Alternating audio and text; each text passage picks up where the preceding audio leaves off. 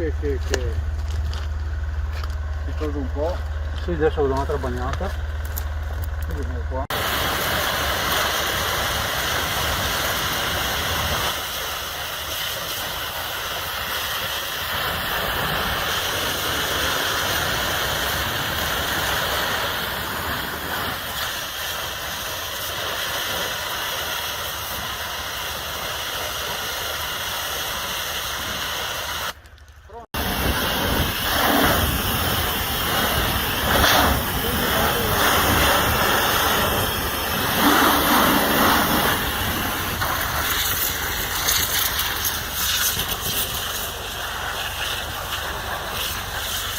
Ieri sera, tornando a casa all'1:30, mi sono accorto delle fiamme in mezzo ai campi e sono andato a casa, ho parlato con i miei e mi hanno detto anche loro di chiamare i vigili del fuoco e ho chiamato, gli ho spiegato dove era situato l'incendio e insomma gli ho spiegato, gli ho aspettato che sono arrivati, li ho portati sul posto e dopo loro hanno cominciato il suo lavoro.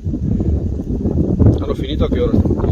Alle 7 sono passato io stamattina, alle 7 che stavo andando a lavorare e erano ancora qui. Grazie ai cittadini che conoscono il posto, che è stato possibile anche trovarlo perché sicuramente è un posto raggiungibile. Quindi grazie alla responsabilità e siamo riusciti a intervenire i vigili del fuoco, che ringraziamo per aver appunto sedato l'incendio e messo tutto in sicurezza. È un peccato perché sicuramente questa è una serie naturale che ancora una volta insomma è stata oggetto di fiamme, insomma, e quindi è stata in qualche misura rovinata. Adesso insieme al collega di Piombino cercheremo di capire quali sono stati i danni anche fatti e laddove poter anche intervenire per sistemare. Sì, esattamente, anche perché il momento è particolarmente delicato, questa enorme siccità che preoccupa un po' tutti, rende particolarmente vulnerabile quest'area. Se si sviluppa un incendio sicuramente non fatica a progredire e invadere tutta la zona delle sorgenti in questo periodo. Sì, anche perché abbiamo visto che l'acqua...